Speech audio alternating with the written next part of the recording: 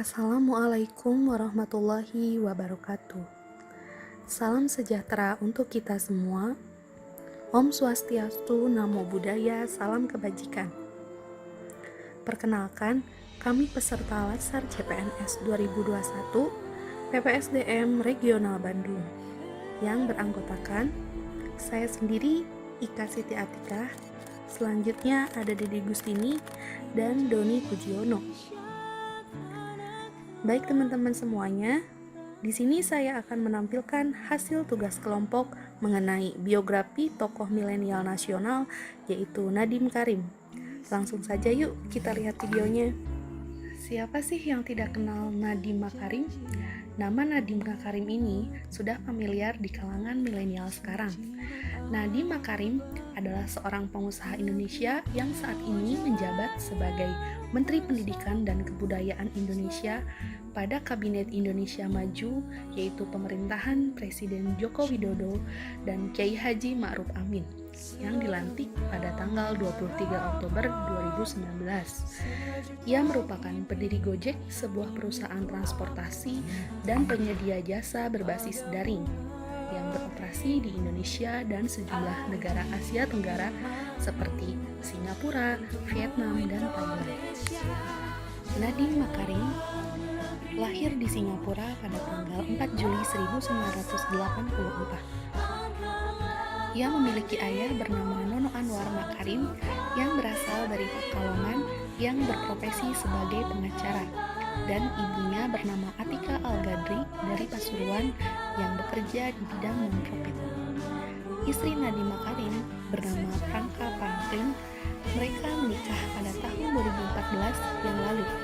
Dari pernikahannya ini, Nadiem Makarim mempunyai anak yang bernama Solara Franklin Makarim. Dapat kita ketahui semua bahwa Nadiem Makarim mulai bersekolah SD di Jakarta, kemudian ia lulus SMA di Singapura. Dari Singapura, ia kemudian melanjutkan pendidikannya di jurusan International Relations di Brown University, Amerika Serikat. Dan selama setahun, Nadiem Makarim mengikuti program Foreign Exchange di London School of Economics. Ia juga melanjutkan studinya di Harvard Business School, Harvard University, dan lulus dengan menyandang gelar MBA, Master Business of Administration.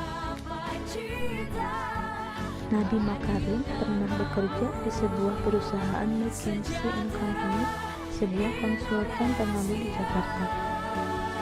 Ia juga pernah bekerja sebagai co-founder dan managing editor di Zalora Indonesia.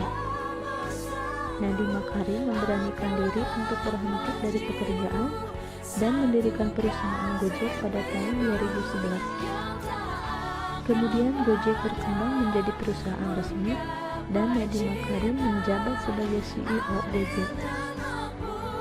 Awal berdiri Gojek, Nadiem mempunyai 20 driver dan jumlah karyawannya pun masih sangat terbatas. Sistem yang ditawarkan pun pada saat itu via telepon call center, di mana pelanggan menghubungi langsung call center untuk mendapatkan driver terdekat. Pada tahun 2014, perusahaan Gojek mendapat suntikan dana dari perusahaan investasi asal Singapura, yaitu North Star Group, kemudian Red Mart Limit, dan perusahaan Simplistic. Perkembangan perusahaan pun melejit pesat hingga sekarang, dan nama Gojek pun sudah familiar di kalangan masyarakat. Penghargaan yang diraih oleh Nadiem Makarim selaku pendiri dan CEO Gojek yang sekarang menjabat sebagai Mendikbud, dianugerahi penghargaan Nikkei Asia Prize ke-24 untuk inovasi ekonomi dan bisnis di Tokyo. Nikkei Asia Prize diberikan oleh Nikkei Inc. Nadiem Makarim dinobatkan menjadi tokoh teknologi termuda peraih penghargaan inovasi ekonomi dan bisnis Nikkei Inc.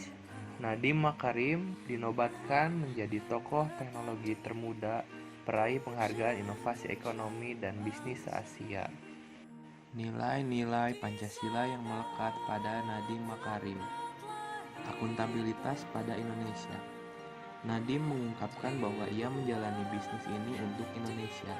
Ia mengharapkan nantinya akan ada banyak orang yang terinspirasi dan memulai bisnis aplikasi seperti dirinya. Menurutnya, Semua kompetisi asing memang mindsetnya hanya soal duit dan menang. Mereka akan melakukan apapun, tetapi kami Gojek, kami orang Indonesia, kami di sini akuntabilitas untuk negara. Kita nggak bisa lari kemana-mana, kita cuma di sini aja. Visi kita adalah bukan hanya untuk tukang ojek, tapi visi kita untuk membuktikan bahwa teknologi bisa melepaskan potensi ekonomi sehingga bisa berkembang secara eksponensial. Dari kisah Nadiem Makarim, kita bisa ambil komitmen aktualisasi yang bisa kita terapkan di kegiatan sehari-hari. Yang pertama, anti untuk membeda-bedakan baik dari pekerjaan, budaya, adat, dan lainnya. Yang kedua, kegigihan dalam berusaha untuk mencapai hasil yang terbaik demi memberikan kontribusi untuk Indonesia sebagai perjuangan rela berkorban untuk Indonesia. Dan yang ketiga, berani mengambil resiko atas pilihan yang telah diambil sebagai wujud dari konsistensi. Cukup sekian paparan yang dapat kami sampaikan tentang tokoh milenial yang dapat dijadikan contoh untuk generasi muda dalam pembangunan nasional terutama di Indonesia. Semoga kedepannya generasi muda dapat lebih mengembangkan potensi-potensi sumber daya yang ada di Indonesia ke arah yang lebih baik. Sekian, kami akhiri. Assalamualaikum warahmatullahi wabarakatuh.